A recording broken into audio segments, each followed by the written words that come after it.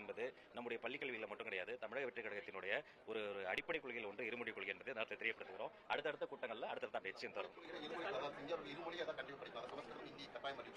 இல்ல, நம்முடைய இருமொழி கல்வி என்பது அவரவர்களுக்கு அவர்களுடைய தாய்மொழி ரொம்ப முக்கியம்.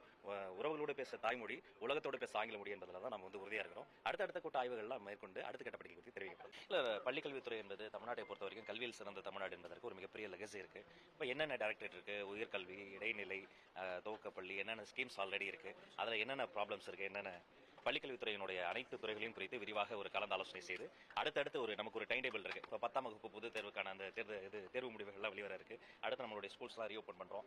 இன்னும் இன்க்ளூசிவா இன்னும் அடுத்த லெவலுக்கு எப்படி கொண்டு போறது என்பதற்கு அனைத்து துறை சார்ந்த அனைத்து இயக்குநர்களோடு நம்முடைய செக்ரட்டரி சாரோடு விரிவாக ஆழமாக ஆலோசனை செய்யப்பட்டு மாண்புமிகு முதலமைச்சர் சி ஜோசப் விஜய் அவர்களுக்கு ஒரு மிகப்பெரிய இலக்கு இருக்கு, உடனடி இலக்கு, தொலைதூர இலக்கு இருக்கு. அந்த இலக்குகளை எய்துவதற்கான பல்வேறு வழிவகைகள், செயல் திட்டங்கள் குறித்தெல்லாம் இன்று விவாதிக்கப்பட்டது.